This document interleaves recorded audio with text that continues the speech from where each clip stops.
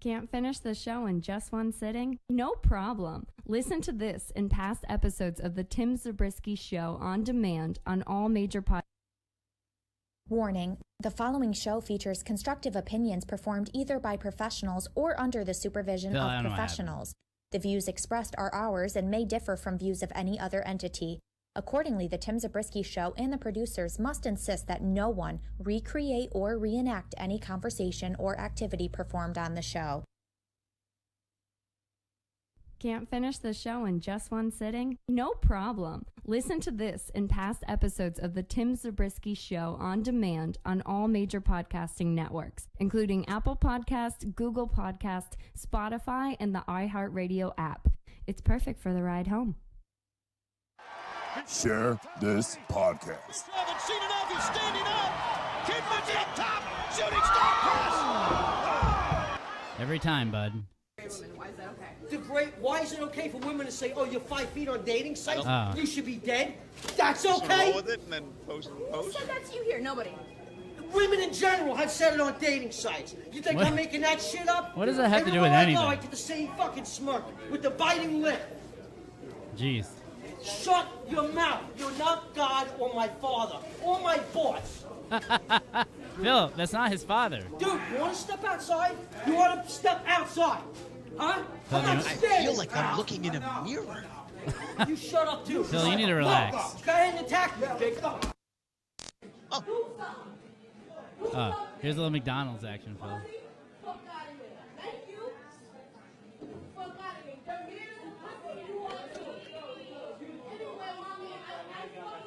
What do you mean, Kenny?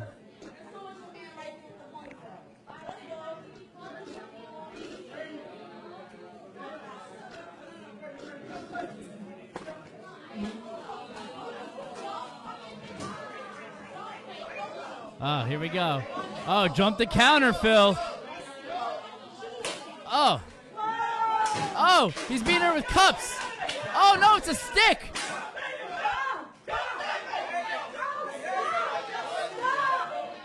Oh! Oh!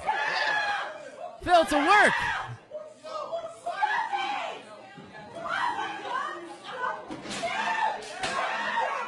Oh, God.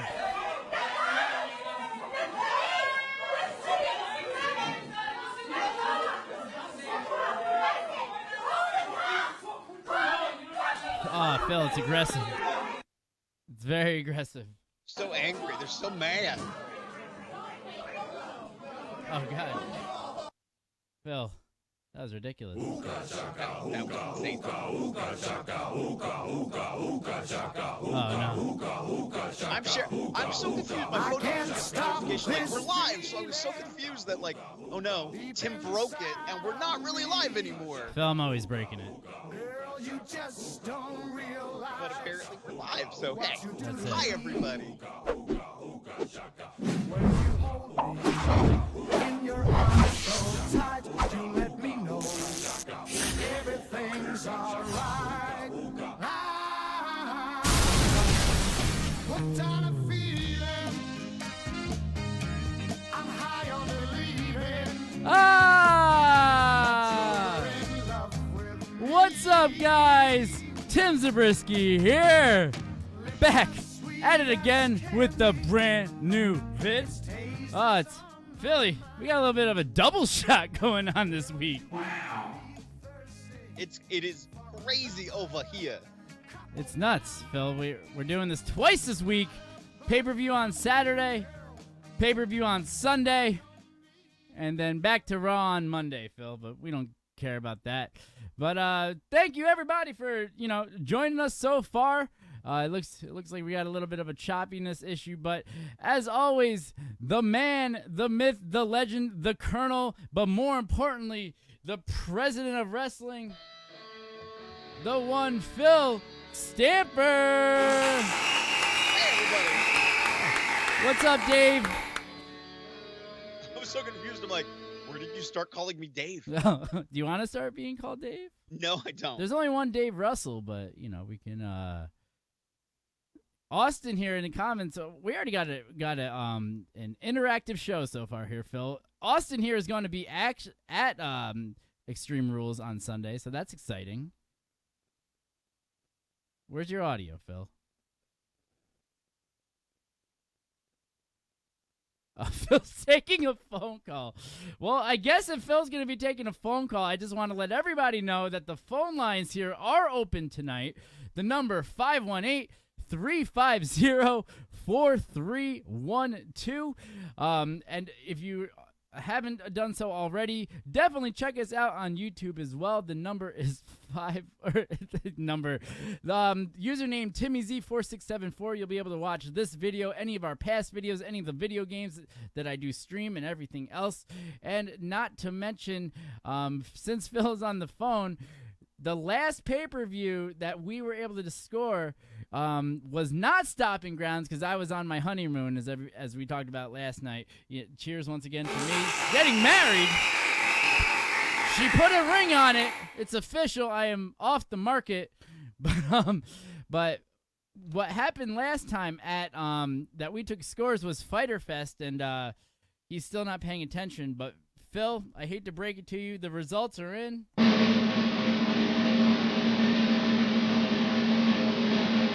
Phil, I beat you. I beat you fair and square. Oh, are you back now? I'm totally back. Was that your job calling you? Yeah, it was Don't good. they realize that it's 9 o'clock at night? I'm paying you to do this here, Phil. But it's all right. We're just gonna let them know really who won this whole thing. I won, ladies and gentlemen. Yes, that was me. The score now 6-3. Phil's gonna have to come back. I feel like I have to justify my laws. Hey! What? What's wrong, Phil? What's wrong? I mean, it was a clear and decisive victory. Phil, how many points did I win by?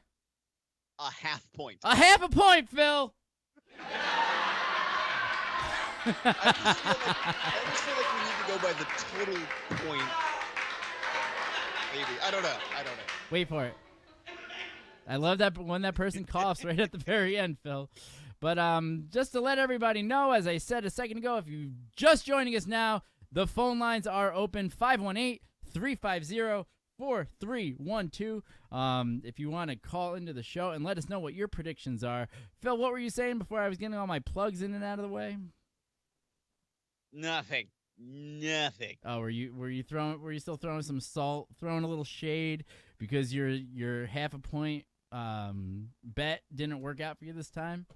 I was like, maybe we should do our total points from within the individual events, but you want to do that? You want to start counting to like thousands and then not feeling comfortable with what we all pick and everything like that? I don't know, Phil. I don't think that that's a good move for either one of us. It's just going to make it too complicated, too difficult, and everything like that. And this weekend is a special. We have two events. We already talked about Fight for the Fallen. Fight for the Fallen. That's on our page. Look further below. It's the Zabriskie Show. That's right. Facebook. I don't know why I'm talking Facebook, like that all of a YouTube. sudden. We're on Twitter, Phil. Did you not see all the logos that switched by? Exactly. We're on all of those things and more. And more, because Phil, if you cannot finish watching the show here, no problem, right, Phil? Right. You can find it on wherever you find good podcasts. You can even ask Alexa to play the Tim Zabriskie Show. Yes, you can even probably ask Siri, and Siri will probably hook you up with that too. And the Google. Exactly. And to those of you that are joining us for the very first time, what we do here is we predict the winners of the upcoming pay-per-views, and then we keep score during the actual card. We will live tweet throughout the entire event. Typically, most of the time, we try our best on that. However, at the end of it, we see who the big winner is, and we take those scores. And right now, I have the lead. And at the end of the year, depending on who is the winner and who is the loser, the winner gets to decide what disgusting and nasty piece of food the loser has to eat. And Phil, I've been writing a list. I've been checking it twice, and I've been coming up with some nasty, disgusting things that you may have to eat if the scores remain where they are from 6-3. So Phil, you better start making some sweet picks and making some sweet and solid picks, okay? Plus sigh. Austin's already asking, are we assuming there's no pre-show for Extreme Rules? There's totally going to be a pre-show. Austin, how do we get those last-minute people to sign up for $9.99 on the network if we don't got a pre-show? If you're going to talk into Livewire, you got to come prepared.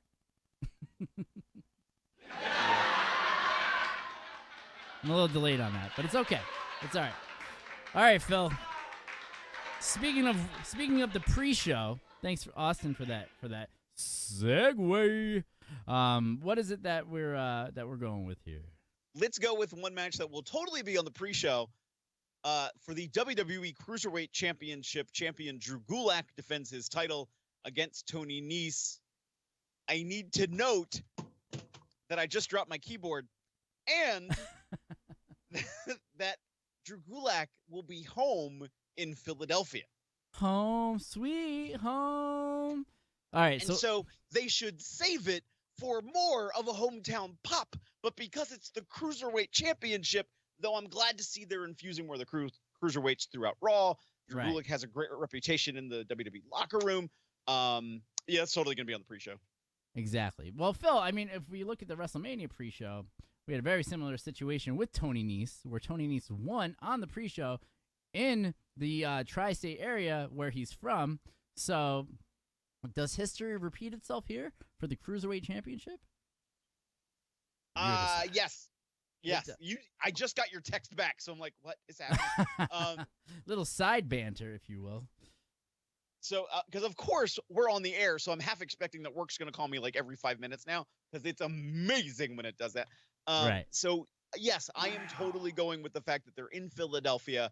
They need to further solidify Drew Gulak's reign as the Cruiserweight champion. So therefore, I'm totally Team Gulak.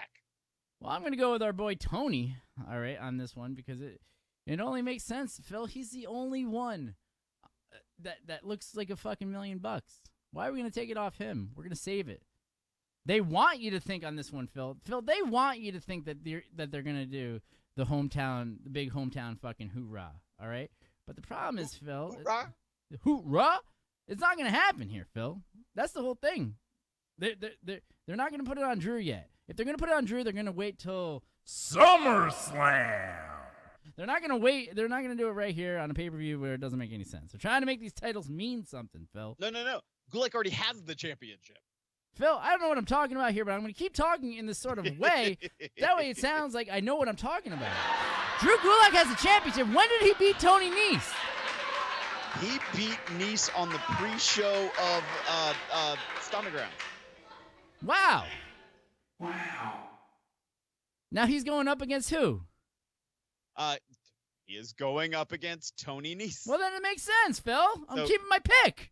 Okay, then go for it. Keep your pick. I'm keeping my pick. All right. Keep your pick. Besides, as I said, titles don't mean anything. 16 time, baby. Woo! Right here. Right, like blood just spurting out of my brain. Oh, because I said titles don't mean anything? Just because it's you, Phil, Tim. here's the thing. I always fucking hated all these fucking indie workers in the back that would take the indie replica championship that had a sticker of the new company. I would always hate when they would take that belt and bring it home with them. And what are they gonna fucking put it on their mantle? You know what I mean?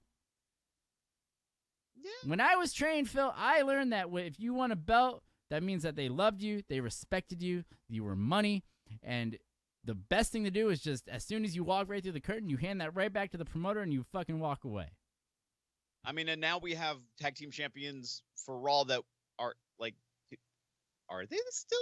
I mean, yes, I know they're still the champions, but, like, I don't know, they downplay them so much. They downplay the entire Raw Tag Team Championship that it's like, does it even matter anymore? Like, who are the champions? Zack Ryder and Kurt Hawkins, or did they? No, they lost them to the Revival. Oh, okay. Well, they only threw them on the Revival so that they don't go to AEW, right? Isn't that what the whole thing is? Potentially. We talked about AEW last night. We're not doing it tonight. Look at our page. Look at it down. Go down. All right. I'm gonna beat you for Fight of the Fallen, and then I'm gonna beat you for Extreme Rules. Woo! Wow, I'm ready to go. I'm amped up. I got 2 beers under here. Yeah, a quarter of one right here. Let's go. I should go grab my bottle of wine. Phil, I gave you plenty of good time to go grab some booze before. When I was grabbing my booze, you didn't do it. All right? So I was doing work, Tim. Oh, yeah, apparently. Interfering with my show. Wow. I'm just kidding. It's all right. All right, Phil. So you got Drew, I got Tony. What's next? Is it another Austin McCloskey pre-show match? No, it's going to be Aleister Black versus Cesaro. Aleister Black versus Cesaro. Tell me, how did Cesaro get to where we are now? All right. So Cesaro has been making he made a presence at Raw a couple weeks ago. His match got interrupted by the 24/7 title because it ran through the middle of their match. And where's Sheamus? You know what? I think Sheamus is injured, to be honest. Is he finally got that fucking back injury that everyone said he had 2 years ago, Phil? Right. That he had been working through forever. But Cesaro was supposed to face against No Way Jose. The match didn't happen because it got interrupted by the 24/7 title. He power bombs No Way Jose on the outside on the floor. This week he wrestled. He came out very dominant. He looked good. He has a whole new entrance. Everything looked great until they wrestled, and No Way Jose should be fired by the WWE. It was one of the worst WWE matches I've seen in a long time. Yeah. And I feel really bad because it was like EC3 level bad. Wow, Phil, tell us how you really feel. I mean, and I feel bad for that. Like, did something just not click? Did that one thing goes wrong and timing goes off on everything, and it just didn't pick back up. And I don't think it was Cesaro's fault. Yeah, no, because he's money, but right. It's those guys that have all the fucking jobbers come out with them all the time. They always have all these shitty fucking matches. Adam Rose, same thing. And so the next night on SmackDown, they've been teasing, Aleister Black. They're trying to make him like a little bit more ominous and bigger. So is he not teaming with Ricochet anymore? Man, I gotta get cable again. This is what this sounds like to me. All right, not anymore. Ricochet is now. I'm kind of confused. I thought he was on SmackDown, but he's on Raw. Okay, it's whatever. So Aleister Black, they're establishing him as a more dominant force. They have him sitting in a chair, backstage promo, getting ready to await his challenger. And then the last thing you see is Cesaro sits in the other chair. He's in a full suit, and he grins, and he has his mouthpiece in his face. There's some conversation that with what's happening with the executive directors of Raw and SmackDown, that they're very high on Cesaro, as they should be, and that he's probably going to get a push out of all of this. But where they're at with the card, they're talking about some of the redesigns that they're planning for Raw and SmackDown to happen after SummerSlam, because they already have some of these established what they want to have happen on TV. Well, it makes sense with what you're saying. Right. And it's going to take time to build a new set and all that kind of stuff that they want to do. Right. So I don't think that this match is going to be put onto the main part of the pay-per-view. I think it's going to be on the Raw pre-show, because that's kind of been Cesaro's thing for a while. Yeah, I think that if they're building him up the way he is, maybe this match is going to be perfect for the pre-show, because like a lot of people dog like curtain jerking and doing it like in this situation a pre-show. But when you think about it, Phil, when are the people the most excited for the show, right? I would say not in the middle of the fucking card. I would say it's at the pre-show when they first get there and those kids first get their seats. They see how close they are. And then they get their first couple matches and they know who Cesaro is. They know, and everything like that. And they're gonna pop huge for it. And they're gonna get all that sweet footage that they're looking for to help him get to where he's trying to go. So it makes sense, yeah. So you're gonna go with Cesaro on this one? Yeah, I'm going Cesaro. Good, because I forgot who he's going up against. So I'm gonna go with Cesaro too. Tim, who's he going against? Aleister Black. Oh. All right, Aleister Black. Aleister Black is money. They kind of killed him though. All the momentum that he had in NXT, they crushed it. You know what I mean? So it just I hope that I hope the best for him, but it's not going to happen here. They're going with Cesaro. All right. I would agree. Cool. Next up for the Raw Tag Team titles, The Usos take on the Revival, Revival being the current champions, Scott Dawson and Dash Wilder. So during this Super Showdown pre-show, right, the Usos defeated the Revival. On the following episode of Raw, both of them competed against Kurt Hawkins and Zack Ryder, where the Revival became the champion. So the title changed hands on Raw. We've seen even less of Kurt Hawkins and Zack Ryder. I think I've seen one of them. I think it was Kurt like chasing after R-Truth or Little Drake or whatever it's called now. Little Drake. Why not? Like chasing him down in the hallway to try to get the 24/7 title. Their reign was not as successful as it really probably could have been and should have been. They could have really done a lot with that, and they just dropped the ball. But they do that all the time with Zack Ryder, though. Right. Not so much Kurt Hawkins. Kurt Hawkins, they had the backstory going into WrestleMania, but he lost like 200-something matches and everything like that. But with Zack Ryder won the Intercontinental title at WrestleMania and then lost it the next night, right? And then he wins the tag title here, and then they drop. He doesn't do anything for 3 months, and then he drops it again. Right. So it's like it's a funny situation because they give him these big, great, fucking huge pop moments during the show, but then he comes back, and then that's it. So it's like yeah. I mean, they got a good spot though. You know, they do the action figure stuff on the website and everything like that. They're not going anywhere. Do they deserve better? Absolutely. But, you know, they're still getting paid and they're happy, it seems like, you know, so. Right, exactly. So, Tim, who do you got, the Revival or the Usos? Oh, man, the Thugs or the guys that are – they're not leaving anymore, right? Didn't they sign the contracts? Or did they not sign the contracts still?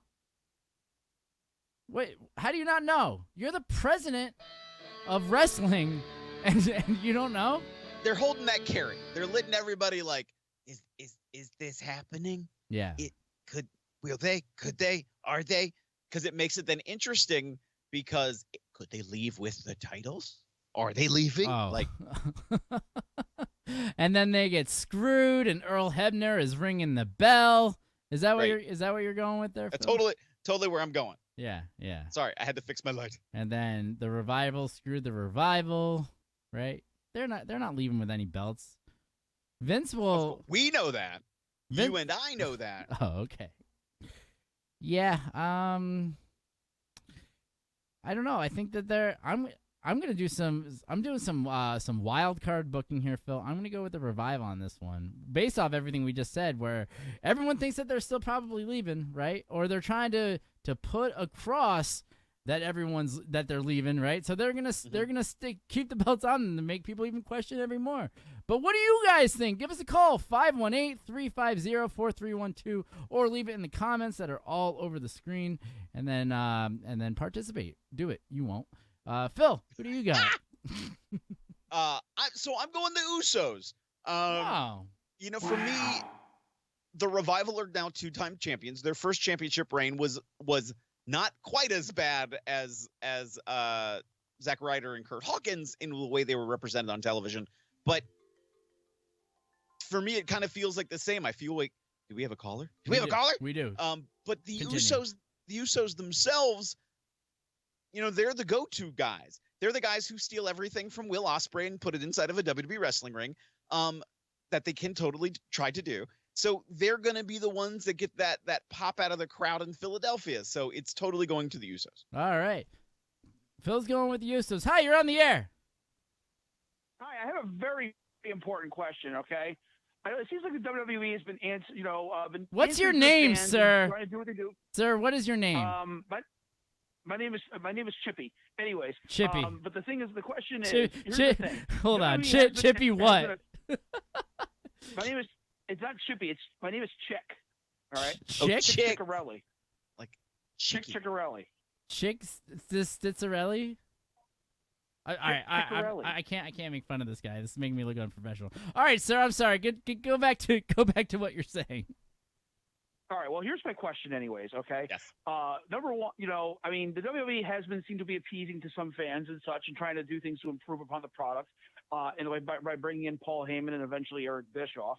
But here's the one thing that we all are dying to know. This is the big one. Okay. Will the WWE ever use "Everybody Have Fun Tonight" by Wang Chung as an official theme song for an upcoming pay-per-view? What? Why would they use that song? Why not? It's amazing. It's a Saudi Arabian classic. Unless the prince himself signs off on it and gives the money for the rights to it, they will not be using it. Next caller. Phil, I mean, this could be a good theme song, though, don't you think? Chippy, or Chicky, do you like the song a lot? Is that the thing? It's an amazing song. It's the song that defines our generation.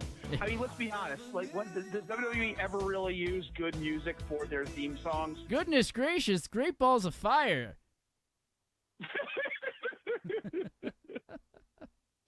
Oh man, hashtag Saudi Arabian Classic. That's it. All right. Saudi Arabian Classic. Thank you. Are we over in Saudi Arabia? Maybe we need to check our analytics. How are we doing in Saudi Arabia these days, Phil? I hope we're doing better than I think we are. All right, Chicky, thank you so much for calling in. We have another caller. Wow. Fantastic. Look at us right now. Yeah. It's crazy. I hope it's a telemarketer. Please let it be a telemarketer. Do you have a caller going? I thought you had a caller. No, that was actually the call failing on that side. Oh, awesome. So let's go on to the next match then. Yeah, absolutely. And I want to highlight something. Sure. I'm at match. This will be our fourth match we've talked about. Okay. This pay-per-view is called Extreme Rules. And other than, a couple other than like the Raw Tag Team titles and the Cruiserweight title, there's no stipulation on any of these matches so far. There's nothing extreme about Extreme Rules. Oh, so it's extremely boring? Is that kind of what? It's just not there yet. Right. But there'll be more that we'll talk about later when we do start getting there, but we're just not there yet. Right. But next up for the WWE SmackDown Tag Team Championship, currently held by Daniel Bryan and Rowan, they defend in a three-way triple threat tag team match against New Day and Heavy Machinery. Okay, so this match has got to have a stipulation, right? No.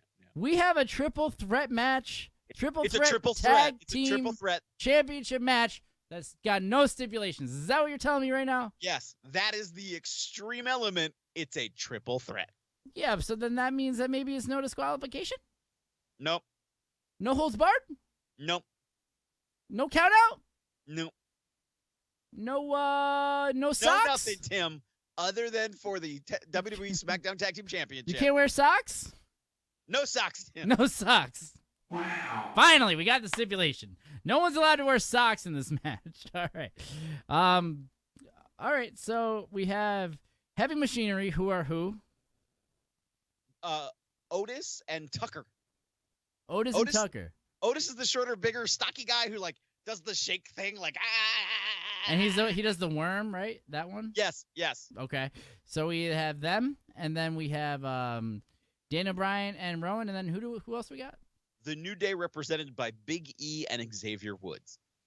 Ooh. See, that's questionable for me, Phil, because the whole thing is that do you think that they're going to put all three of the belts going into SummerSlam on the New Day? That would be interesting. I almost kind of like it. It would make them like a representative force. Yeah. In a way, I don't see them doing it with Heavy Machinery yet. I will say that they're one of the more known feuds coming into this from SmackDown. Okay. So this rivalry between all three teams is pretty prominent. Now, my question for you, Phil, is on a scale from 1 to 75.8, how sick of the New Day are you, and do you think that it's getting stale?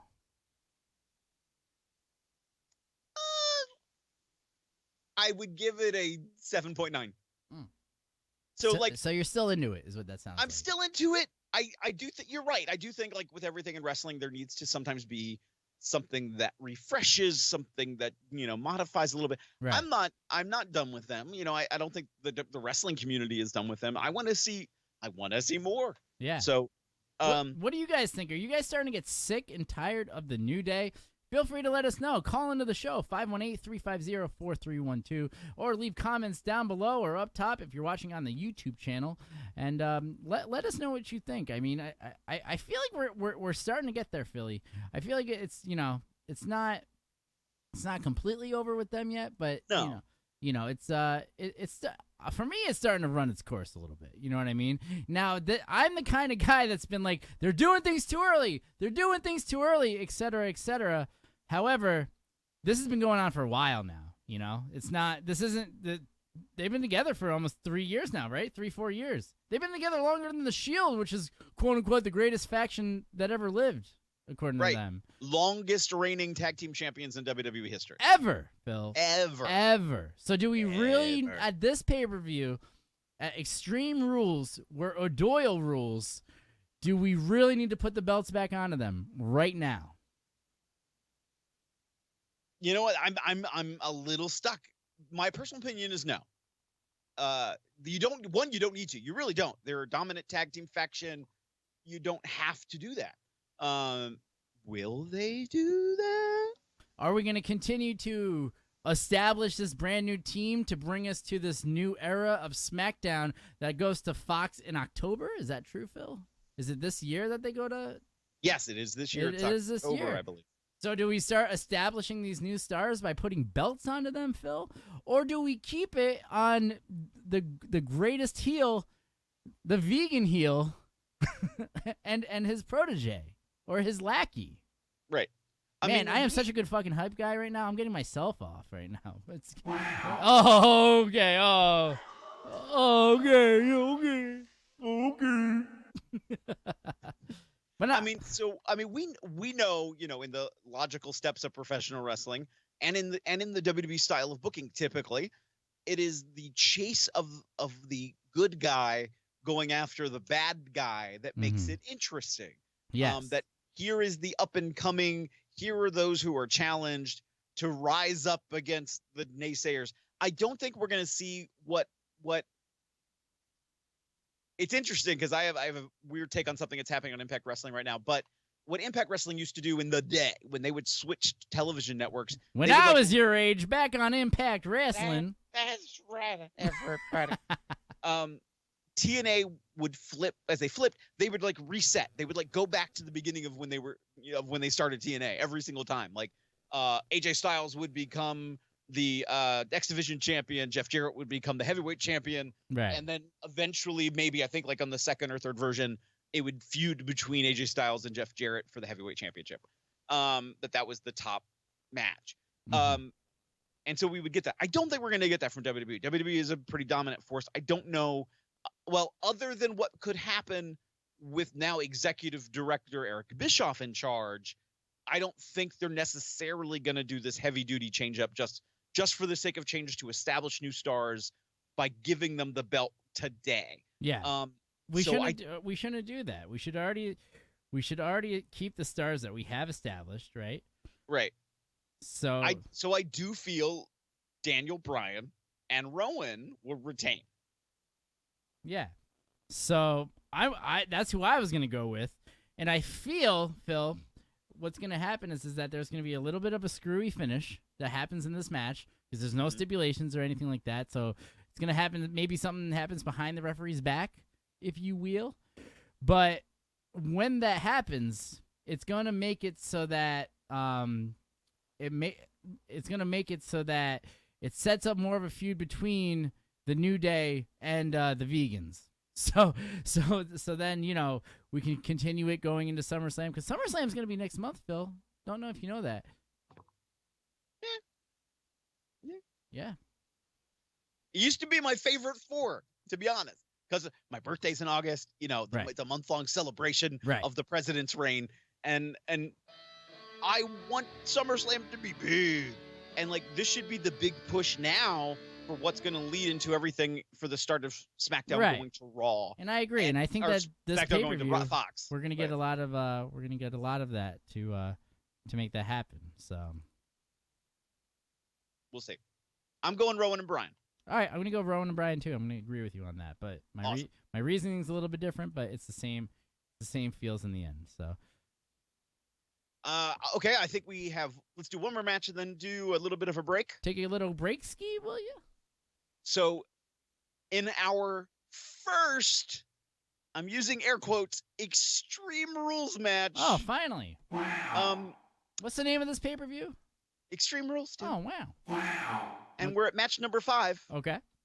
And our first special stipulation, it is Bayley defending the WWE SmackDown Women's Championship against Alexa Bliss and Nikki Cross.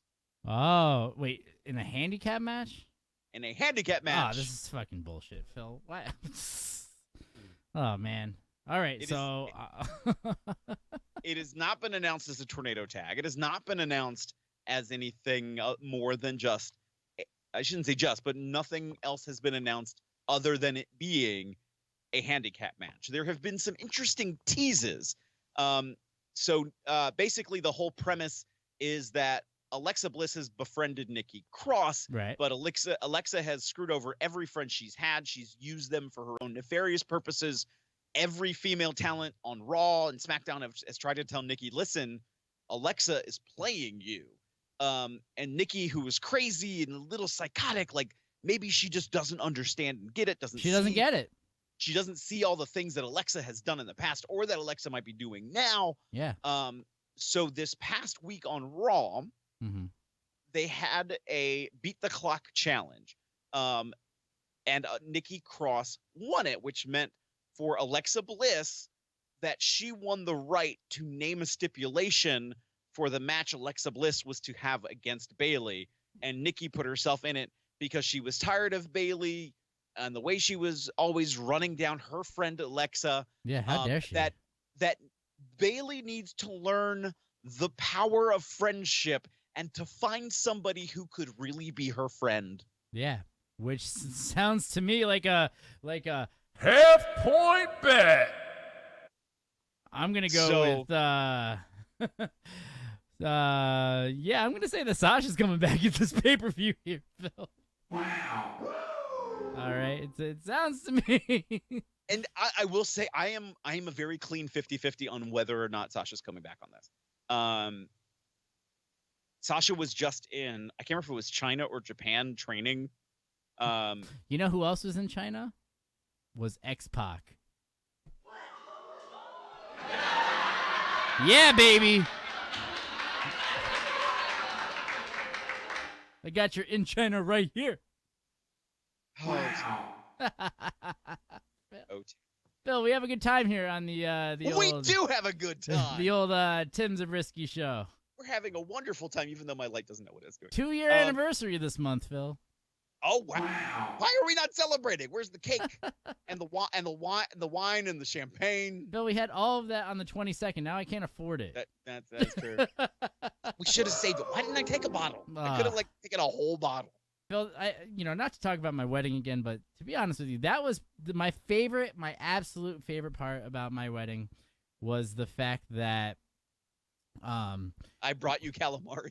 That was 1A, okay? But number 1 itself was the fact that when we were planning getting back from the church to the reception hall and everything like that, because it was like a 15-minute drive, the part that I loved the most was that the photographers they messed up everything, but it worked out in our favor to where they were like, oh, let's try to get some shots here, and we sent the whole wedding party onto the limo and everybody else onto the shuttle so that they could go. And then her and I were kind of stuck there with like a smaller group, and at the same time the shuttle bus and the limo came back. And we were originally supposed to take it with the wedding party and all that, but it turned out that her and I got to take the limo by ourselves from the church to the reception, And then I looked at the limo driver. I was like, you don't happen to have any more champagne, dude? And he's like, in fact, I have one extra bottle. Let me grab that for you. So her and I got to take the limo. We played one of our favorite songs on the way there, and we shared a bottle of champagne. It was one of those things that like wasn't supposed to happen, but it happened, and that was my favorite part of the whole wedding. So that's my story right there. All right. And if you want to tell us your favorite part of your wedding, I'm just kidding. I don't want to hear that crap. All right, Phil, who are you going over with this one? You know what? I'm going to say that the team of Alexa up. And Nikki Cross are going to win, but my half-point bet to counter yours is that it's Nikki who walks away with the title. Oh, okay. All right, yeah. Wow. I like that. All right. I do. I like it in two ways, and I'm going to go with Bayley because it just makes sense to me here. If Sasha comes back, she's going to get a crazy pop because everyone thinks she hates the company. But I'm going to go. I like what you're doing here because it just makes sense for building towards SummerSlam, which is what we are doing here. But now I kind of want to say that I want Alexa to win though, because I feel like Alexa versus Sasha is the better SummerSlam match because nobody knows who Nikki is. Not saying that nobody knows who she is, but in a mainstream money market event. And where is it? Are we back at Barclays for this one? For the 12th year in a row? For SmackDown? No, for SummerSlam. I really meant SummerSlam. It's okay. It's all right. Nobody's attacking you. I'm so sorry, Tim. Oh, I'm sorry. No, SummerSlam this year is in Toronto. Wow, this is the first time I think in like 8 years that it's not in New York. Crazy. You're right. I do think so too. Now, so it's in Toronto, you say? Is that true? It is in Toronto. Oh my gosh, what do you think about this, Phil? What do you think about this? SummerSlam, Alexa Bliss versus Trish Stratus for the Women's Championship. What do you think about that? That is actually not a bad idea. Right? Where's Trish Stratus from, Phil? Toronto, Ontario, Canada. It makes sense. Huge fucking babyface pop. Alexa Bliss goes over, boos the hell out of everybody in the arena. I love it.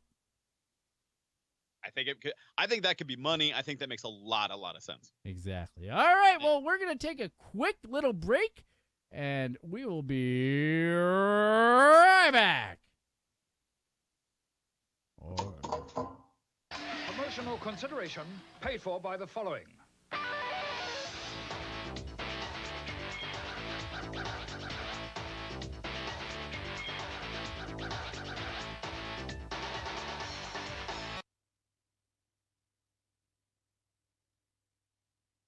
Can't finish the show in just one sitting? No problem. Listen to this and past episodes of the Tim Zabriskie Show on demand on all major podcasting networks, including Apple Podcast, Google Podcast, Spotify, and the iHeartRadio app.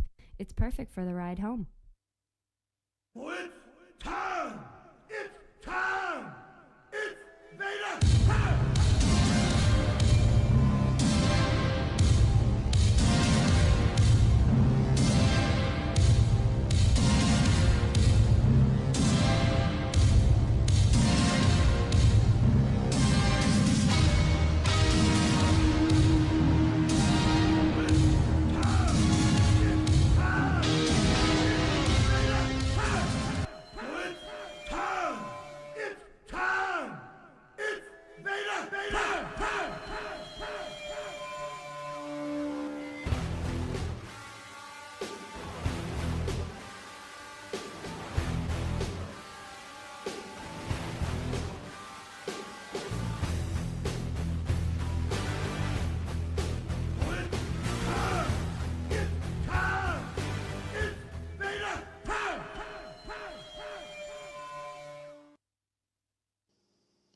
Babe, what shirt are you wearing? My Tim Zabriskie Show shirt.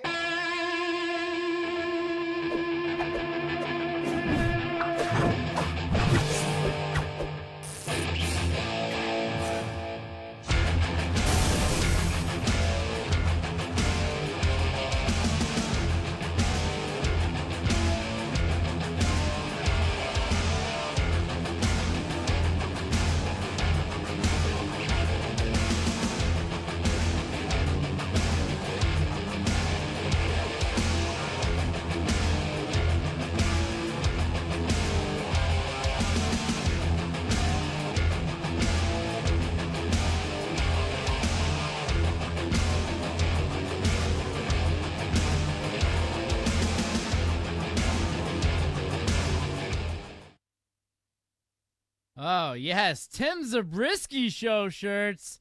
Can you believe that? Wow. Only $10. They're so soft. They're pretty sweet. You wear them to work, and your boss says, "Who the fuck is Tim Zabriskie? Take that shit off." Exactly. Phil! Tim! These shirts are $10. And where can we ship them to? Everywhere in the world. And why is that? Because you see, you need revenue so you can get more shirts that you can sell for more profit. And it's a continual cycle. It's revenue. We're in a capitalist society. It's a cycle, but Phil, they're paying for it. One of these days, Phil. I did it yesterday. You did it yesterday. I did it yesterday. You did a great job on that, Phil. I nailed it. You friggin' nailed that thing yesterday, Phil. So I don't know what's okay. This is how my light should be on. Right. And what the hell?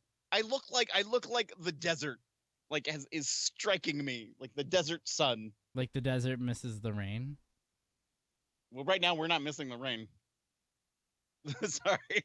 It rained a lot today. It did. Did you know that? DC's flooded. Everybody has a flood warnings. I think Arlington and Alexandria are flooded in DC. It's great. It's great. Yeah, it doesn't make we'll fix it in post. Doesn't make any sense. We're gonna fix the rain in post. Is that what fix the rain?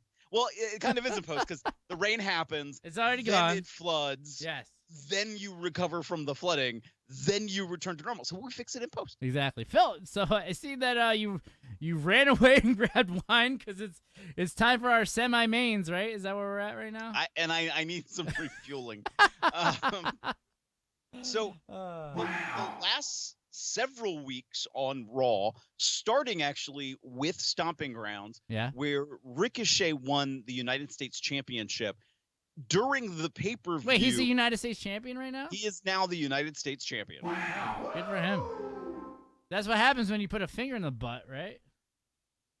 Is that what happened? What was the deal with Ricochet with the internet? Somebody commented down below, but basically, was he in that string of people from Pro Wrestling Guerrilla who did like the Jushin Thunder Liger thumb in the butt spot? No. Apparently he there's like a story going around, Phil, that he likes to finger blast himself or something like that. Yeah, like a sexual favor for himself is that he likes to whoop and make himself grow a couple inches taller. By sticking something inside. Allegedly, like I feel like we need to throw the word allegedly in. Allegedly, yes. Let's keep this legal. But that's what's going around the internet. That there's a video of him doing this online. So I haven't looked at it. I have never felt more awkward than this moment. Yeah, Phil. It's more like if somebody could leave a comment down below with a link to the video for Phil, that way he can check it out later. Because I really want to check it out. He does. Tim. Phil. Ricochet versus AJ Styles. So at Stomping Grounds, after he wins the championship, later that night, he's backstage taking his celebratory photos with the title. And Luke Gallows and Carl Anderson come up to him and congratulate him. They want to do one of these. Yeah, one of these. The Turkish. Why did I say woo? The Turkish wolves are also known as the Turkish finger in the butt. Wow. And they want to celebrate. Yeah. And Ricochet's like, okay, guys, okay. AJ Styles walks over, says, "Congratulations, man, motherfucker," and I'll see you tomorrow night. So he sort of like establishes, I'm going to challenge you now for this title. Yeah, that's They good. main event Raw, Ricochet versus AJ Styles. And they main evented, and that first night, AJ Styles beats him. It was not for the championship. It is then now 2 Mondays ago for the championship, but Ricochet defeats AJ Styles. Oh. A little bit of a wonky ending where AJ on purpose. Okay. It looks like AJ pins him. Ricochet's too close to the ropes. AJ thinks he's won. The referee counted to 3, then saw the foot on the ropes, or another ref came out or something like that. Reverses the decision. Match continues. Ricochet wins. Ricochet beats AJ Styles and puts a finger up his butt. That's on you, Tim. Colin, I don't have words. Don't have words. Thanks for specifically saying my name. No, I'm just kidding. It's fine. But what's interesting is that in all of this, it was Gallows and Anderson pushing AJ Styles to go up against Ricochet. That it was like AJ, the first time was like, I just want a good competition. And even though AJ was it was more of the aggressive AJ Styles that we've seen before, it wasn't all out heel AJ Styles per se. Then they tweaked it where like Gallows and Anderson were trying to play Ricochet against AJ Styles, saying like, oh man, you should hear what Ricochet's saying about you, all that trash that, last week was just a fluke, man. Yeah. And so AJ comes over and slaps the taste out of Ricochet's mouth. Ooh. Ricochet slaps him back. They go on main event Raw again. Ricochet beats him. And then this week it is Ricochet says, he already knows it's going to be a fight. He knows it isn't just going to be him versus Luke Gallows on Raw, that it's always going to be the club as a group that he'll have to beat. So he goes up against Luke Gallows and beats him, and AJ Styles grabs the mic and says, hey, you said you could beat the club, that you said, champ, you would be ready. So now, why don't you face Carl Anderson? If you're a real man, if you're a real champion, right? Faces Anderson, beats Anderson. That then leads to just an all-out fight with the three of them. And he's exhausted at this point, right? And he gets beat up. Absolutely gets decimated by the crew, or the club. Excuse me. Gotcha. So now 1-on-1 with Gallows and Anderson on the outside. Ricochet defending his championship against AJ Styles. Is this Extreme Rules? No. Not Extreme Rules? No. Phil, what's the name of this pay-per-view? Extreme Rules, Tim. God damn it. Is there any stipulation? Is there a ladder? Yeah. Is there a cage? Yeah. Is it like the blue cage? Yeah. Remember when they sprayed paint? I want the blue cage back. Why? Because it was cool. It looked different. Phil, here's my thought on the blue fucking cage. We want it back because that's what we grew up as. There's the nostalgia aspect of it, right? But do you know how fucking horrible that blue cage looked on TV? That thing looked like shit on TV. And then you add the HD aspect of it? No. Right. It's probably ridiculously complicated to put together. Yeah. Did you ever hear the story that Kevin Nash tells when they're at a house show and they're trying to put the blue cage together, and he there was some agent in the back that he didn't like from WCW, and this is when he was Diesel and he was going up against Yoko, but it took them, the point of the story is that it took them 45 minutes to set up this cage. And then afterwards, him and Yoko went out there, fucking big boot 1, 2, 3, and that was it. Think about the fans waiting 45 minutes to set this up. Right. Now they have it so streamlined to where the cage comes from the ceiling, comes to the ground, and the match starts. Right, the entrances start, whatever. But yeah, and not only the chain link fence, it looks better. But yeah, that blue fence sucked. All right, let's be fucking real about it. All right, you only like it because you miss it, and it was something from your childhood. I'm not gonna lie about that, but I think visually it stood out a little bit. Yeah. So I'm going to say, since there are so many matches that do not have some kind of stipulation attached to it, I feel this match needs a stipulation attached to it. So let's put one in there. Okay. My half-point bet is that there will be a stipulation for this match. Okay. My half point on this match then, Phil, is that halfway through, the club is going to get thrown out by Carl Anderson and Luke Gallows. They're going to do the whole, get out of here. You're out of here. I think you're right. I almost went that way with the half-point bet. Yeah. I think you're right, Tim. All right, so who do you have? Will it be Ricochet retaining the U.S. Championship, or will it be AJ Styles? I think the world is waiting, Tim.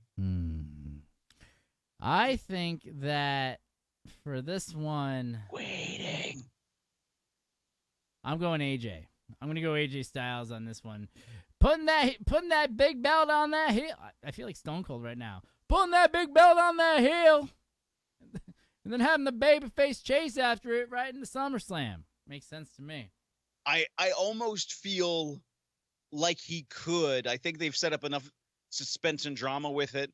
But I'm going to go Ricochet because I feel that they're going to do some kind of twisted thing. Like AJ's comeuppance is the fact he doesn't get it.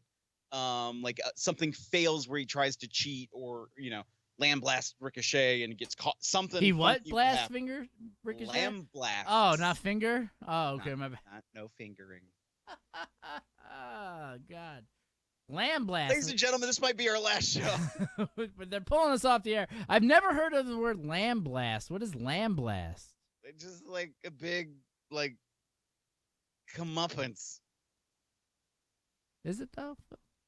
Like a major attack, like lambasted somebody. Well, when you lambast somebody, it's a harshly criticize them. Okay. So in a physical aspect, to me, that would be like just a big attack, like just a big monster attack. That seems like, it'd be like, okay, you have a one-on-one match, and then all of a sudden 3 other people jump in on the match and just beat you senseless. Like that would be a lambasting. Why wouldn't you just call it like a gang assault? Well, I mean, that is. Yeah, I mean, lambast. Is it bast or blast? Bast. Like bast, like B-A... Bast. B-A-S-T for the basting. Bast. You're such a basting. Bastard. Get it? It's all in the,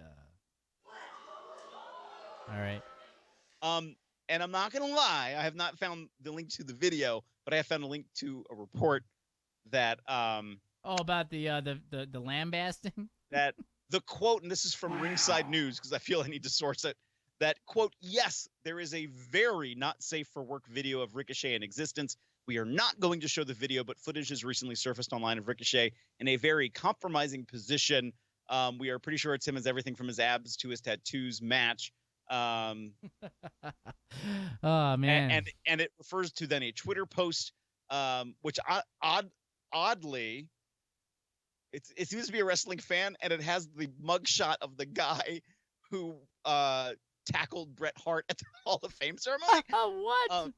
And it says, "Stop acting surprised. There is a video of Ricochet finger blasting his butthole. You knew this." Oh, yeah. Fantastic, Phil. Wow. It makes me want... where's that South Park song that's like, I want to finger bang bang you into my life? Do you remember that one? Did you ever see that episode, Phil, where they became a pop band that was playing in malls, and the song was, I want to finger bang bang you into my life? Did you ever hear that one? No. No? That wasn't one that you remember? No. Okay. Sorry, Tim. It's okay.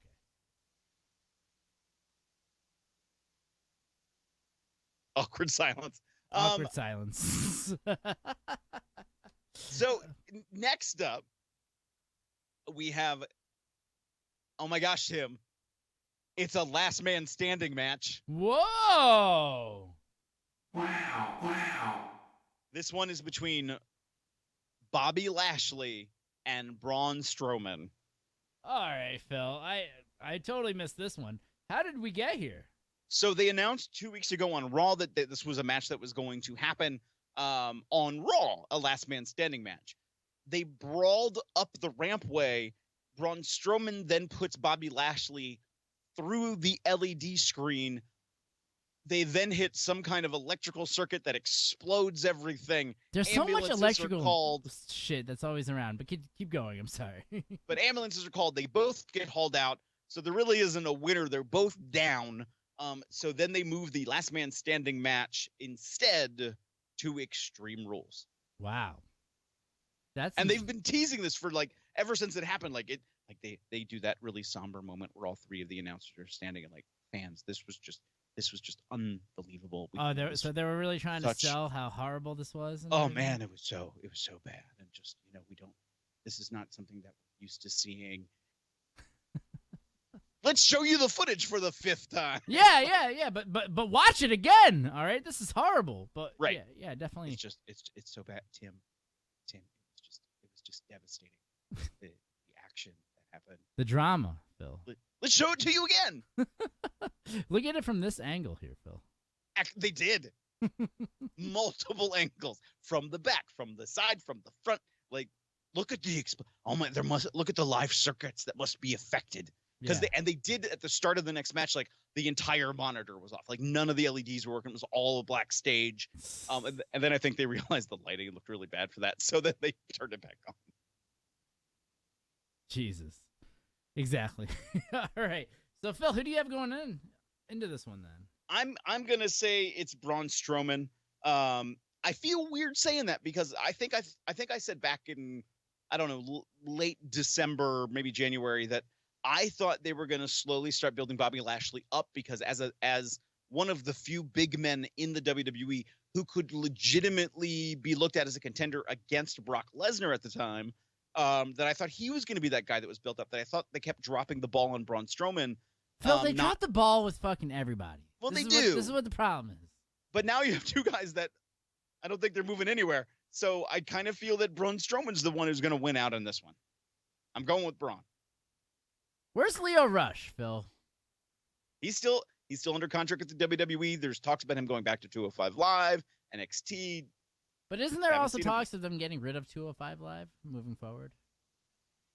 I've heard. Well, I don't even want to say what I heard, but about rumor-wise with specifically who. But that's similar to Raw and SmackDown, that they might establish an executive director of 205 Live. And let's face it, Drake Maverick, who is the general manager of 205 Live, now is featured on Raw as the 24/7 champion. So what does that mean about the executive director then? Where are you going with that? Well, what I mean by that is, like, there isn't a general manager of Raw and SmackDown anymore. So now they've set up that there's going to be executive directors. So whether or not how prominent those people as characters will be in front of the camera is yet to be determined. Right, because we haven't seen Bischoff or Paul. Like, Paul was doing the Brock shtick, right? But he hasn't been doing the executive director shtick, right? Right, not yet. Like, he came out this past week on Raw more to plug Brock Lesnar, but everybody knows. So there was a huge, there was a feeling that it was a tease for what was about to come, like that something was going to be said, and he didn't address it. He focused on Brock Lesnar and this tease that maybe at Extreme Rules, Brock Lesnar could be there to take on somebody weakened by one of their matches. I don't want them to announce that I don't want these guys to be on-screen characters if they're in these leadership roles. Mm-hmm. I just want things to just happen, just the way that it used to be. I want the interviewers, if we're gonna let's go back to the 90s, right? I want the in-ring interviewers to be like, and it was just announced that you're gonna go up against so-and-so. Blah, blah, blah. Yeah. I don't want it to be like someone coming out every single week and being like, all right, well, here's the card. Let me put it up on the wall here. All right. And then we're doing all of this here. All right. I want you to hold on that thought for when we talk about the main event. Okay. Holding. All right. Holding that thought. So who do you have? Braun Strowman or Bobby Lashley? Last man standing. Just to negate you, I'm going to go with Bobby on this one because I just but Bobby's fucking done. Like he needs this win more than Braun does, and they both need this win really bad. So, right. And like, I like Bobby Lashley in many ways. I really genuinely do. Yeah. But I feel like this run in the WWE has not been as great for him. I do feel it's better than some. Oh my gosh, I totally forgot his name. Braun? Hispanic wrestler. Alberto Del Rio? Yes. That, Alberto Del Rio, he left, he came back, and like this. Can we give me an applause for fucking knowing what you were talking about right thank there? you. It's that second yeah. That's fucking teamwork right there. That I never thought Alberto Del Rio like connected, and I remember like I have a friend who is a luchador. I was like, I need understanding. Like, Alberto Del Rio in the WWE, does that truly mean something to Latin fans? Like, does that resonate in that way? And he's like, no, he resonated as a Mexican wrestler in Mexico. He stood tall and he was on top. He was a famous masked wrestler. He came to the WWE, became Alberto Del Rio, and now like there seems to have lost some steam. And in some ways, I feel today, I think that they announced with Alberto Del Rio that he's going to be going up against Tito Ortiz in an MMA fight. Yeah. Holy shit! Like that's got to bring in some money to somebody, right? I agree. He's been teasing doing MMA for a while now. Well, the last fight that he had, he fucking got knocked out. Like, he choked out, or it was either knocked out or choked out, one of the two, but he lost. End of the day, he lost, But yeah, Tito Ortiz is still a bad motherfucker. Right. I mean, and I really wanted, I really want Bobby to stand up. I feel like he just is like missing this thing, and I don't know what that thing was. When he started together with Lio Rush, I was like, this feels good. This feels like a good pairing. And then whatever happened. But that's not Bobby's fault. No, it wasn't. But at the same time, I think Bobby just needed that guy. What's interesting is for a while I kept saying, Paul Heyman started before he really got Brock Lesnar to he started being the advocate for other people. And that seemed to be the push they needed. And then very quickly he got pulled away from that. So he was Cesaro's advocate for a moment, and that went away. And then Curtis Axel. Right. And then that Ryback. But I'm not saying that, but I'm just saying that he was though. Right, he was. My point is that, but how much of that though is really Brock Lesnar's or Paul Heyman's fault compared to the people that they're working with though? No, I mean not at all. But I feel because sometimes Phil, sometimes things just don't work, Right. I mean, and I hate to make this comparison because it's Curtis Axel's father, but Mr. Perfect was great and didn't necessarily need Bobby Heenan, but Bobby Heenan put it over the top. Yeah. If you think about it in that way. And I feel like, Bobby Lashley, in many ways, he has the great look. He has a decent ability in the ring, though, hey, he's a big guy, so there's a limitation to certain things. But, he needs more of a personality, something that isn't, as rigid and as stiff, that can come off. So he needs that translator. And it seemed to work with Lio Rush. So if it's not going to be Lio, I feel like there has to be another influence to assist him in that way. Yeah. Or just make him over the top. Let him be the badass. And I don't mean in a way of a Stone Cold Becky Lynch kind of a badass. I mean let him be vicious. Let him go in there, dress him in a full suit, come in there, and he just starts wheeling a chair, wailing it across people's faces. Sorry, that didn't mean to make that reference to, anything negative. No, you're fine. Hi, Sean Spears. But I just really mean he should be the hitman. He should be the I'm gonna be the badass destroyer of your world. And even if he did that silently though, Phil, you know what I mean? Yes. If he was just silent and he just came out, he didn't say a word and just fucking started brutalizing people. But you know what? He's kind of and maybe this is it, because remember 10 years ago, and that was sort of the Bobby Lashley heyday, was sort of the, oh look, I'm Mr. Serious Wrestler guy in black trunks. Yeah. You know what he needs again is Donald Trump. All right? Because when he teamed up with Donald Trump at WrestleMania, it's the biggest moment of all the times. They killed Umaga. Wow. Okay. It took me a second. Yeah, it took you a little bit on that one. They crushed Umaga, they shaved Vince's head, and then next thing you know, we got ourselves a president. Wow. I'm the president of wrestling. And with rumors of Trump coming back to SmackDown, who better to team with than his boy Bobby? Hey. Dude, they could spin that so well, though, Phil. Let's think about this, all right? Election's coming up. Fox, right? We know how Trump feels about Fox, right? Yeah. Bobby Lashley. Put Trump on Fox with Bobby Lashley. Put the band back together. Get ourselves some Umagas. I feel like Alex Jones right now. Oh, conspiracy. Aliens. Underground Antarctica. Oh, yeah. That guy's fucking nuts. That is one crazy guy. Nazis. Have you ever seen Howard Stern talking about, or Howard Stern has a puppet, has a puppet show that's designed all around Alex. Really? Yeah. Oh my God, it's the greatest thing ever. I'll have to send that to you. Yeah. Alex Jones. So next up, again, what is this pay-per-view, Tim? It's Lame Rules. O'Doyle Rules is what it is. O'Doyle Rules. There you go. So O'Doyle Rules, because in a singles contest for the WWE Championship, it's Kofi Kingston defending against Samoa Joe. They're going to add a stipulation to this one. You wanna put your half point on it? Half point on that one. They're gonna definitely. How can they not have a stipulation at Extreme Rules for the WWE Championship? Phil? Because you just answered your question. It's the WWE. Phil, so they're going to add it at the very end.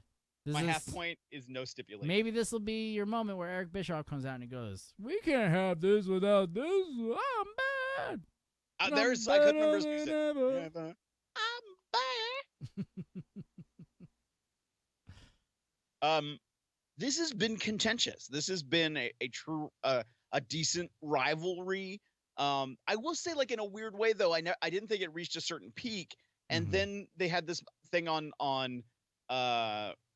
SmackDown where Joe confronts Kofi and says, "You know what, Kofi, I'm a dangerous man, but I will make you a gentleman's agreement. If you right now, right here, shake my hand, I will make sure that none of your loved ones comes to any harm between now and the time of our match. It's just me and you, and it's all about Extreme Rules." And Kofi gives him the finger. Yeah, that was a funny moment. And so it's like, oh, okay. So we're getting a little risque with the middle finger.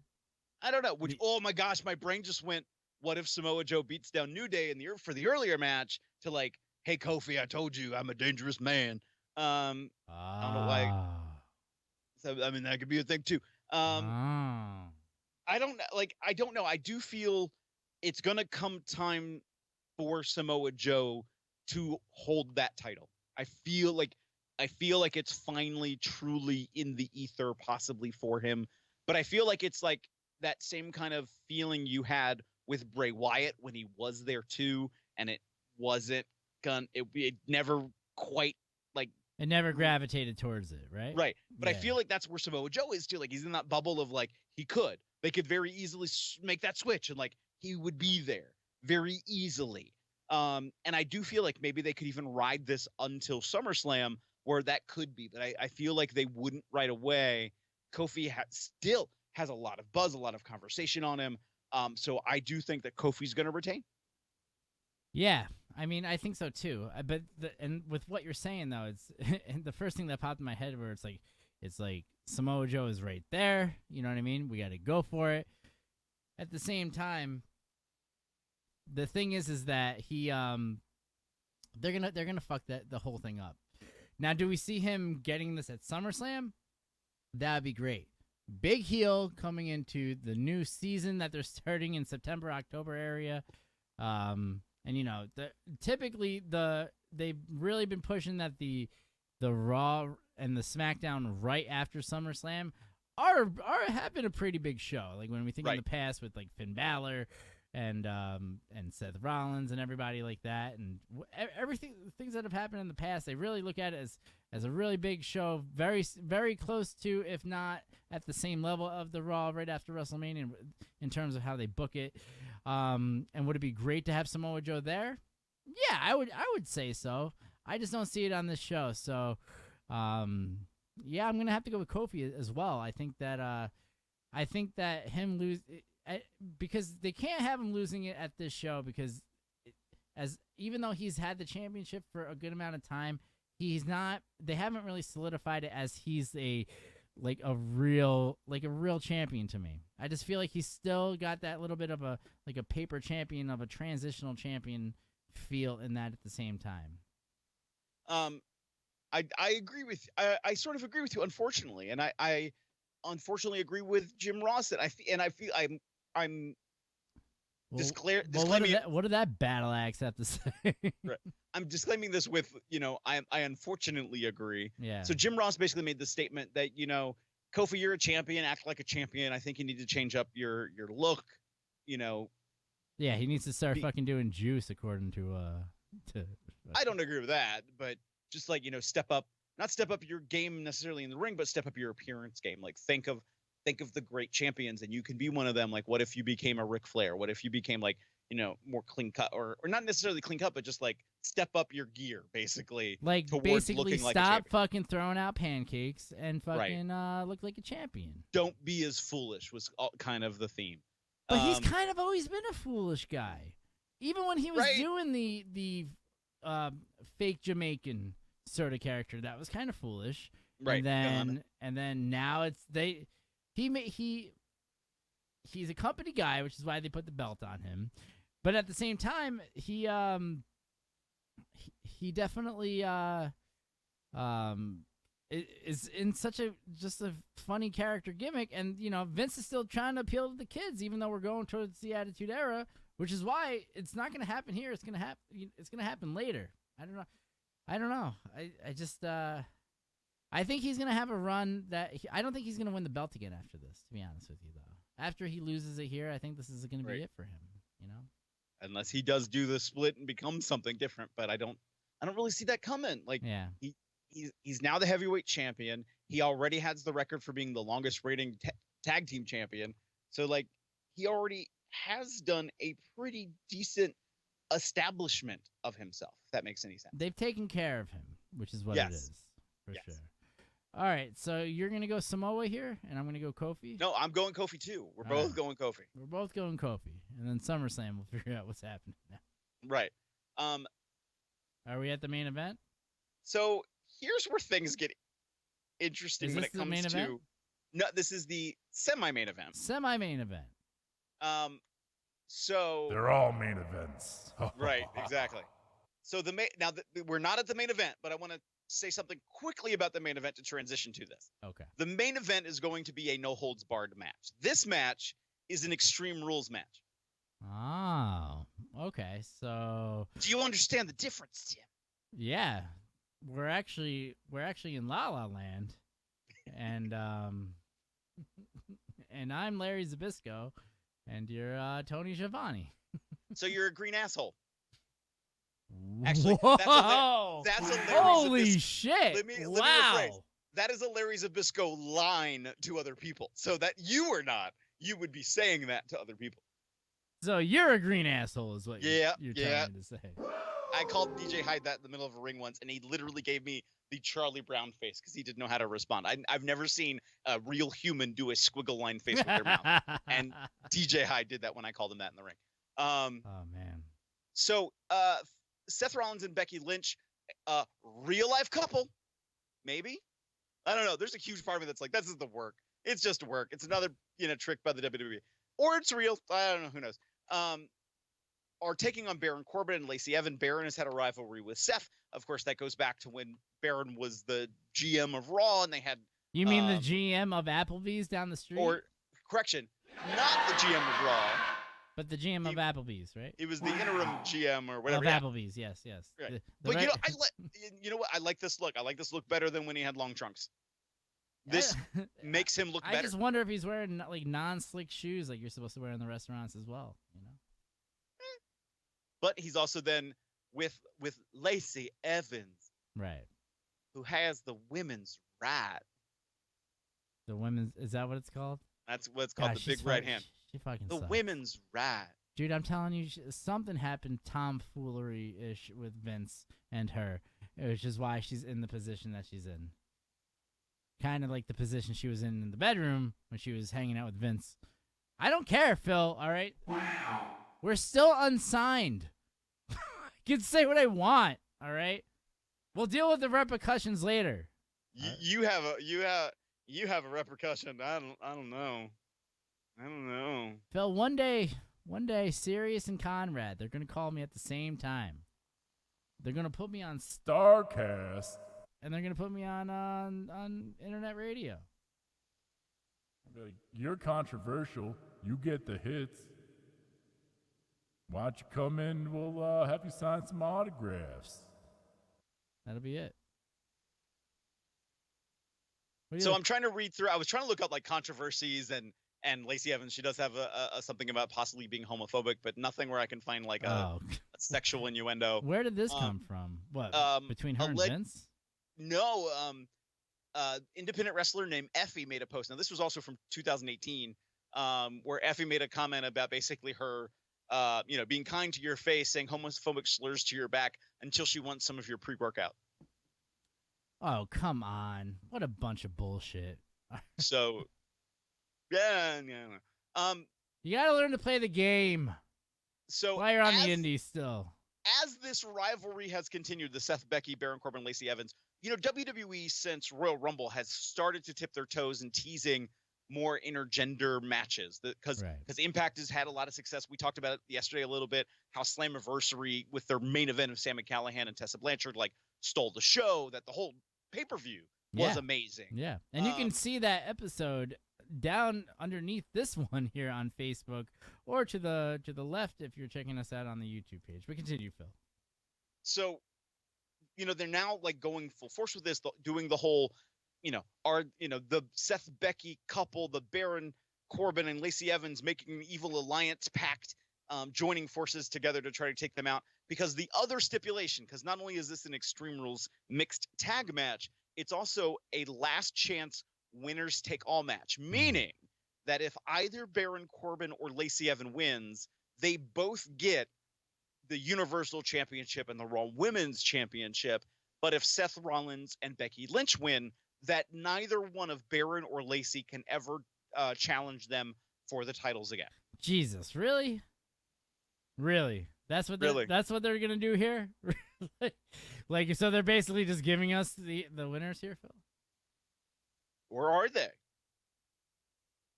I mean, there's so many ways they could work this. Lacey could beat Becky, because even the tease has already been there, because they've tried to, put in that little poison seed of Becky, how are you going to feel if Seth loses your championship? And, Seth, what happens if Becky loses your title? What's that going to do to your relationship? And in the mix of all of this, they had I can't remember who he teamed with, but Andrade and I can't remember the talent that's with him, took on Becky and Seth. Seth and Becky won. Last week they had Mike and Maria Kanellis take on Seth and Becky, and right before Becky goes to punch Maria's on the microphone and says, "Don't hit me, I'm pregnant." And then what's up with that? And then proceeds to go after Mike Kanellis and says, "But you're not the father. You're not man enough to put your seed in me." Yeah. Wow. That maybe this baby is Becky Lynch's because she's more of a man than you will ever be. She said that? She said that. Jesus. And even this week on Raw, things seem to, Maria's cutting this promo. In comes Mike with I think it was a bowl of ice cream or something, and gives it to her, and she's like, "You're trying to make me fat. How could you even be a man? I don't even know if you impregnated me for our first child." Yeah. Oh my gosh. So they've been using the Seth and Becky relationship off against other seeming relationships. What's interesting is the commentary. I really like that idea that you threw out there before with what if it's what if we end up getting Andrade and Charlotte to come back? Because where are they right now? I was just about to say that, because that isn't the team that came together, but fans know what's up. So especially on social media, so there was a lot of comments. How about that one picture where her head is down in this area, and he's like, that was. I have a bottle of wine, Tim. Oh yeah. I have a bottle of wine. We're just gonna be quiet about that whole thing, but yeah, totally. I'm not engaging. The best is that I can't believe she knew he was posting that picture. So. Yeah. Did he post it, or did somebody take it and post it? No, he posted that himself. Okay. Like an asshole. Love of gracious. You're on television. You are, yeah. But this is the shit though with this company. All right, the company they're gonna push him to the fucking moon for doing something like that, because they're gross people, they're disgusting people. And they like that shit. I hate to say this, I don't think you're necessarily wrong. No, let's going back to the joke I made about Mr. Finger Blast, right? 6:30 Finger Blast, right? This happened, and they immediately put the belt on him, and this isn't the first scenario where this has happened. Yeah, you're not wrong. You are totally not wrong. Same thing with Paige and Caitlyn and all these fucking people. Right. They promote these people after they see a little of their skin. It's so weird. So what's interesting, and the reason I think this is going to be the semi-main, even though it has more around it, Becky Lynch is one of the top superstars in the WWE right now, teaming with the other top superstar, Seth Rollins. But Baron and Lacey aren't quite at that level, even though this has so many stipulations in it. It's the last chance, winners take all mixed tag team Extreme Rules match. Extravaganza, yeah. That's where all the stipulations got saved up for this match. That it's still not, because the main event is going to be Undertaker and Roman Reigns versus Shane McMahon and Drew McIntyre, and it's the Shane McMahon show. There's one caveat to that we'll talk about when we get to the main event, but so I don't think it's there. I do think this is going to be I'm going to grin and bear it because I think I could be wrong. I think it's Seth and Becky. Yeah, I mean it makes the most sense, but with how you're saying it, but Phil, I got to go the opposite way. How are they not gonna have these guys ever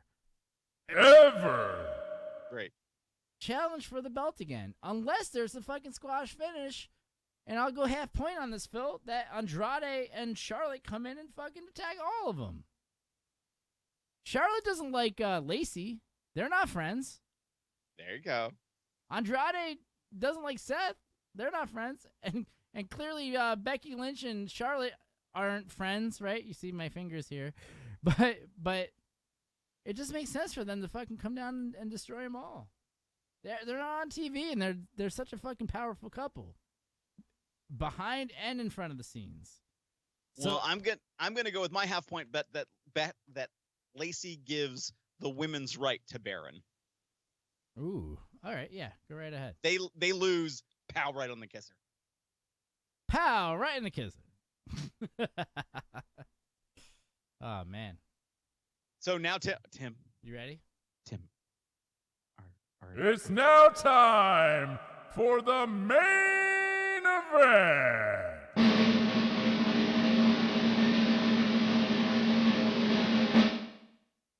Are you ready? Are you ready for the main event? Of course I'm ready. This is for Extreme Rules, Tim. This is going to be hold on. Okay. I thought that this was for no holds barred. It is a no holds barred match, Tim.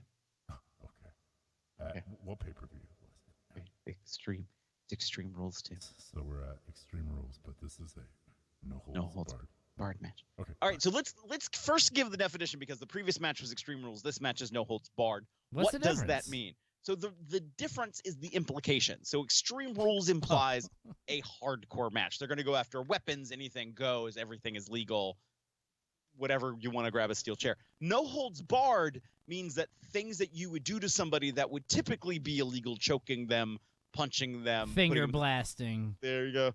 Things that would typically be illegal in the course of a normal match now are so raw that with their bare hands they could destroy each other. Can't fucking do it. So this they've been teasing this ever since The Undertaker came back at Stomping Grounds. Phil, you never announced who the people, the participants. Oh, I'm sorry. I did, didn't I? No, I did. No. I did.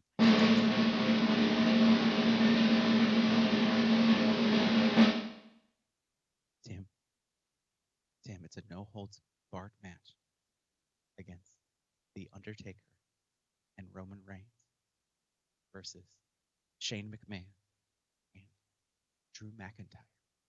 Tim, it's a no holds barred match. This is The Undertaker's 30th fucking year wrestling. In the WWE, he wrestled before that too. Yes, he did. Like, holy shit. This is a man that Vince still feels so highly on.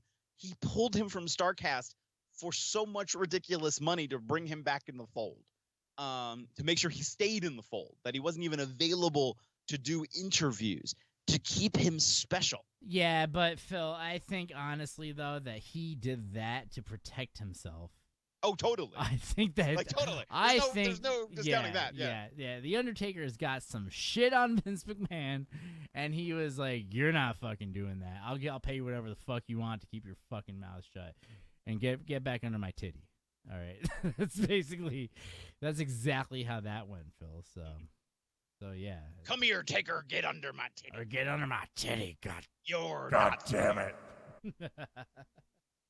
So the way they tease this Undertaker Taker, Roman versus who?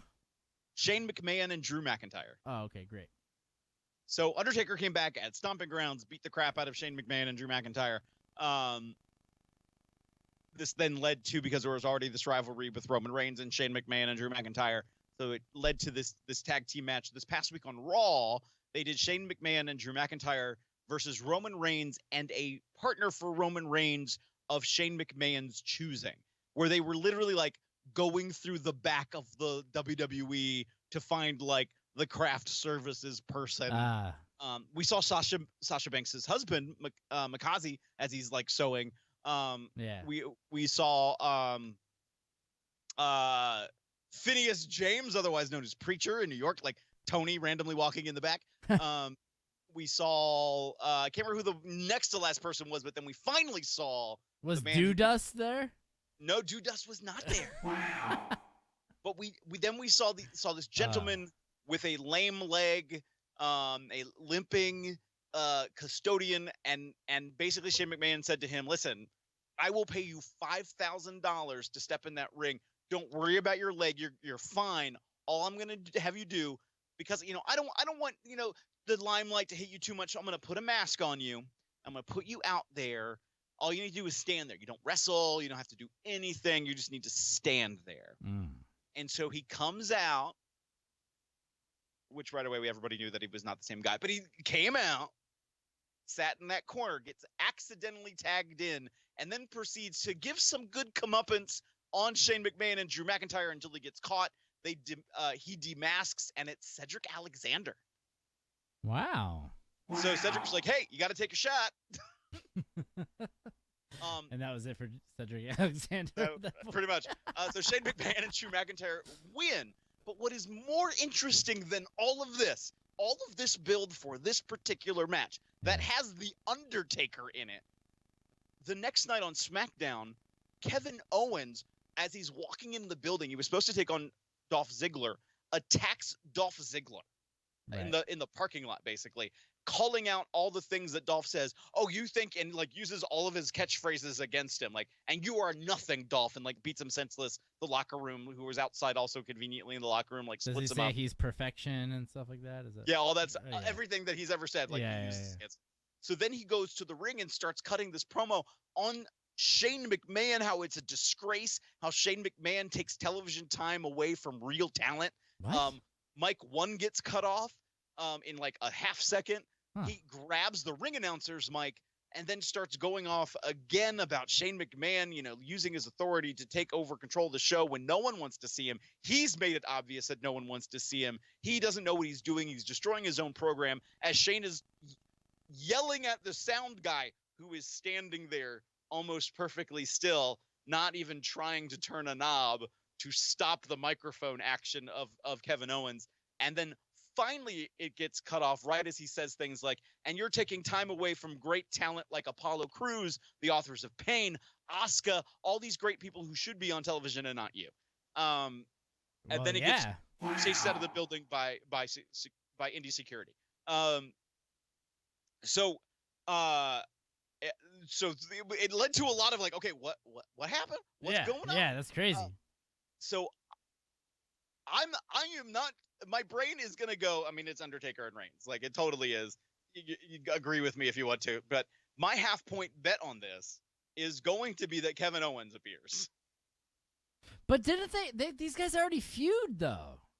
They did, but now the sort of the situation is reversed. Kevin Owens, after being heel again very recently, he came back as a face for like 2 weeks, flipped to heel. Now he's flipped back to face to say his piece, and then got ran out of the building. So it's like, but they're gonna easily turn him back heel again with this. I know. Like, does he? So does that make Shane a face in this again? No. Right now, Shane McMahon is the heel. He is the big heel. But what is that? But with this conflict here, like Tim, what is the WWE? Confusion. There you go. But it's a television show. It's not a wrestling program. It's a television show starring the McMahons. That has wrestling as a filler, right? Is that what you're telling me? Yeah. That has, as Wikipedia puts it. You heard this. Yeah, can you read this for me before? So the first part of this you heard yesterday because it's the same exact wording that is currently on the fight. I want you to read it, but I want you to say this is what pro wrestling is in general, and then be like, but this is the part that's for the WWE. And I mean, and this is linked off of it was linked off of it's linked off an article written by How Pro Wrestling Works that was written through Discovery Communications by Ed Grabianowski. The show, who turns out to be a booker for WCW in the early 90s. Oh, there you go. I didn't realize that. No, I'm lying, but it sounded great, didn't it? It did sound right. Different ad. That was Oklahoma. Fantastic. Oklahoma. So the show will include matches resulting from scripted storylines where wrestlers portray heroes, villains, or less distinguishable characters in scripted events that build tension and culminate in a wrestling match or series of matches. Results are predetermined by WWE's writers on the Raw. So this SmackDown, is the part that is 205 specific for brand. WWE. Right. That last part, right? Right. While storylines are produced on WWE's weekly television shows, Monday Night Raw, SmackDown Live, and the Cruiserweight exclusive 205 Live. So yeah, that whole last sentence or two was specifically for the WWE, but the previous one we read through last night because that's also on the Wikipedia page. Yeah, for Fight for the Fallen, which you can see on our YouTube channel or on the Facebook page. The YouTube would be Timmy Z4674. You would just click right there and go from there, or just scroll down and you can see who we picked for Saturday's pay-per-view. Continue, Phil. I'm sorry. No, you're fine because Tim, we've gone so long. We've gone a long time on tonight. Phil, it doesn't fucking matter. Tim, it's Extreme Rules. It's Extreme Rules. It's Extreme Rules, The Tim. rules don't matter to us, all right? There's no holds barred. So who do you have, Tim, in Undertaker and Roman Reigns versus Shane McMahon and Drew McIntyre? I've already picked Undertaker and Reigns. Oh, my God. Now, remember, it's not WrestleMania, so the odds of Undertaker possibly losing are higher. Yeah, but they're fucking... I'm going to go half point that Sting shows up. That's actually not bad after the way they've sort of been teasing him on social media. I'm going to take that and then set up for them going at it at SummerSlam. And I'm also going to... I'm going to go with the other guys. McMahon and McIntyre? Yeah. I think that if the lights go out, this is how I see it, Phil. All right. Lights are going to go out, and then we get Sting's fucking music, but not that shitty fucking music that's new. I want the old school 1998 Sting music. That shit.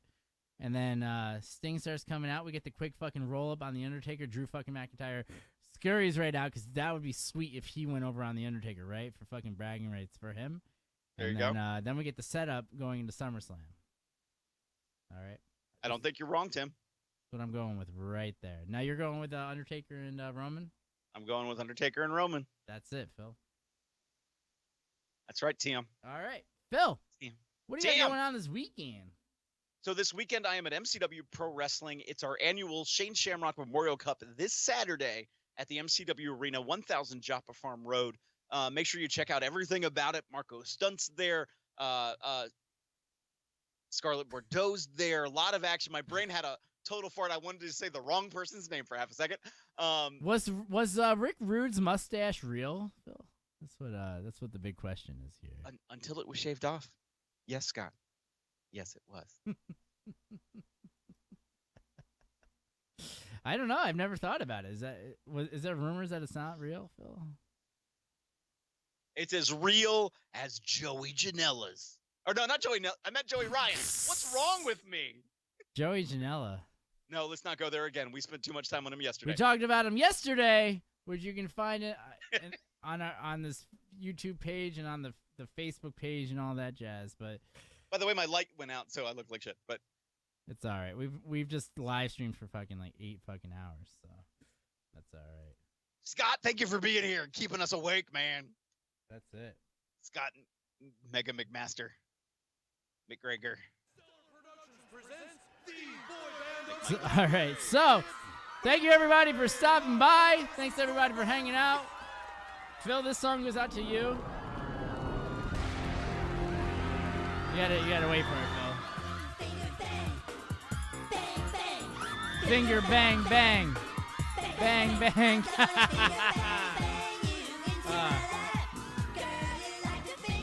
Phil, do you like it? Are you about this whole finger bang thing? Ricochet finger bangs himself, all right? That's the whole thing. One, thank God I can't hear it. And two, just no. Just no. Thank you so much, everybody. If I don't see you, catch me outside. How about that?